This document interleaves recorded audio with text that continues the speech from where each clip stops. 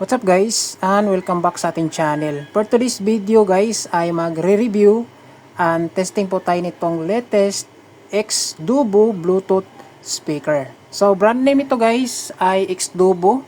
Model ito is Lux since 2007. So sa kanyang design guys, ito yung kanyang pinaka-design na makikita natin sa cartoon.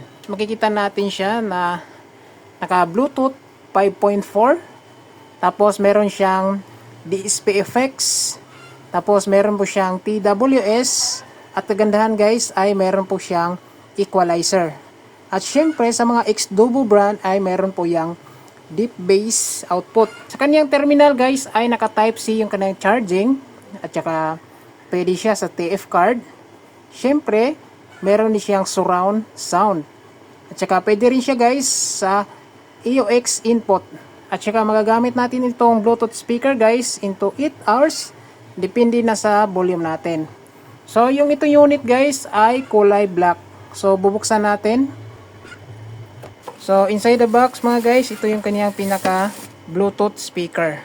So meron din siyang mga freebies. So ito guys yung pinaka laman ng mismong box. Ito yung ating Bluetooth speaker na X-Dubo Lux.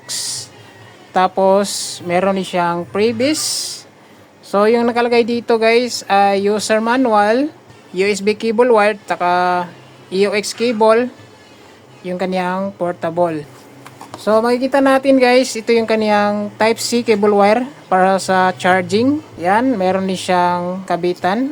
Ito naman guys yung kaniyang 3.5 mm jack para magagamit natin sa AUX input kung sakaling gagamit tayo ng laptop or computer. At nandito na rin guys yung kaniyang pinaka user manual. Dito sa kanyang user manual guys, makikita natin yung kanyang pinaka LED indication. So kapag naka Bluetooth pairing tayo guys, ay magpa-flash yung kanyang blue light. Tapos kapag naka Bluetooth connected naman tayo guys, ay magiging blue light siya, naka-on siya. Tapos yung vocal is red light, deep bass is naka green light, charging ay red light. Kapag naka full charge mga guys ay yung red light niya is naka off. TWS naman is nagpa-flash yung kanyang yellow light. Tapos kapag connected naman guys yung TWS ay mag-on yung kanyang yellow light.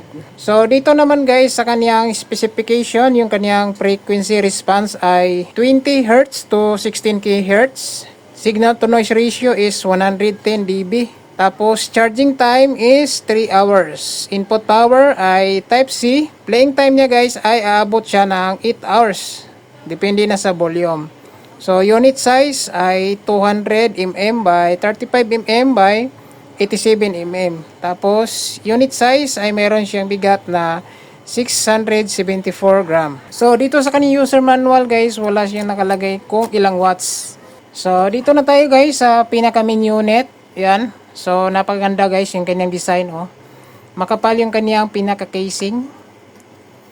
Yan. So sa harap guys na meron po siyang materials na screen. Yan, parang cotton screen siya guys. So yung kanyang kadagilid guys no is hindi siya plastic. Yan. Makapal yung dito. Yan. So sa back portion naman guys ay meron din siyang screen na cover. Sa ilalim is naka rubber fit po siya. Ayan. So dito sa upper side guys, nandito yung kanyang brand na X-Dubo. Tapos dito yung kanyang menu, play and pause. So TWS switch. So minus volume tsaka plus volume. So double purpose yung gamit ito. Pwede siya sa previous and next. Ayan. Dito sa likuran guys ay nandito yung kaniyang pinaka input. Ayan. So ito yung input ng TF card. Ito naman guys yung input ng charging. In case malubat yung ating Bluetooth speaker ay dito natin i-connect yung type C cable wire patungo sa charger natin. Ito naman guys yung AUX input kung gagamit tayo ng laptop or computer. Gagamitin natin yung 3.5 mm jack para i-connect dito patungo sa ating laptop or computer. So ngayon guys, try naman natin siya i-power on. Ayan. So, try natin i-power on dito guys yung gitna. Ayan. So, power on dito yung kanyang switch sa gitna. So, power on na to guys. Try natin siya i-connect sa Bluetooth. At syempre, try natin siya i-sound test itong klase na Bluetooth speaker. So, ngayon guys, ita-try natin siya i-connect sa cellphone, no? Gamit yung Bluetooth. Yan, dito sa cellphone natin guys, makikita natin siya is yung kanyang nakalagay ay X-Double Docks. Yan. So, enter natin yan. Yan. So, connected na po siya guys. So, makita din natin kung ilang power percent yung ating Bluetooth speaker. So, ngayon guys, try tayo mag play ng music.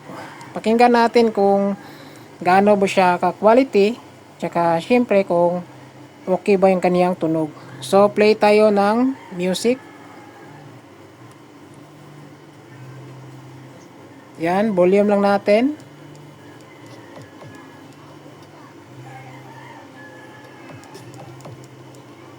Yan o.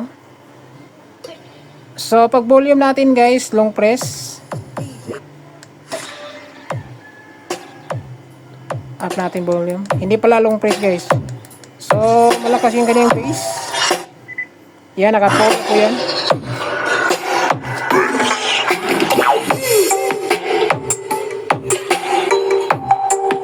Ganda ng tunog guys. Malakas yung bass.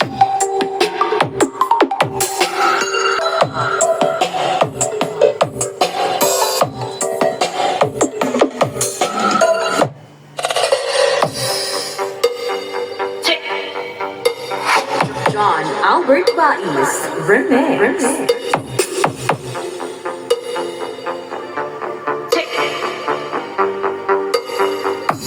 DJ Neil Beats Remix.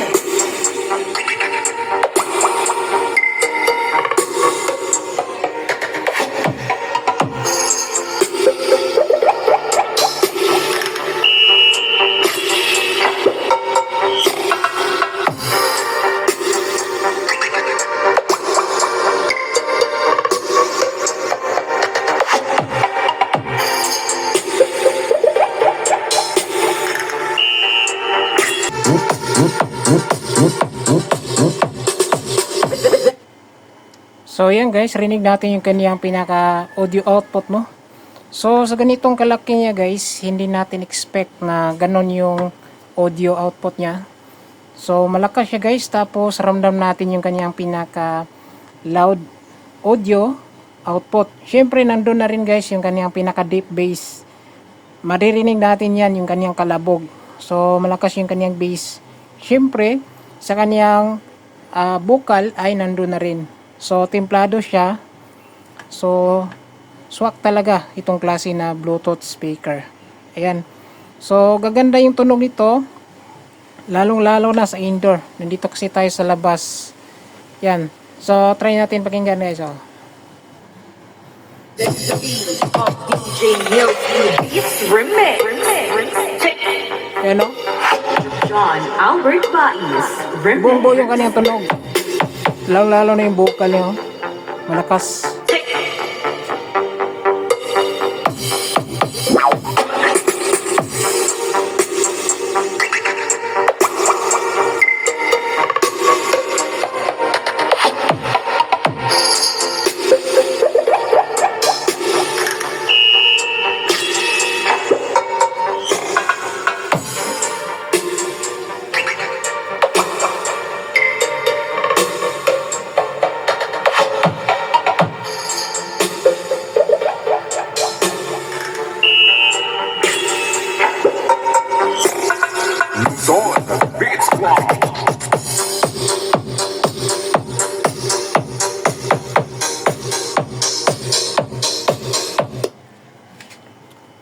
So yan guys, yung review and test natin dito sa pinakabagong X-Double Docks.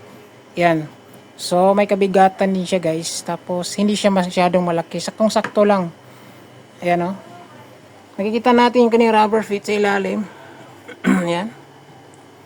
So unique and ganyan design. Tapos sa mag-avail ito guys ay available pa ito sa Shopee. Yan. Nasa video yung link kung saan natin ito pwede mabili. So yun lang guys yung video natin. Maraming salamat. God bless. Tsaka ingat.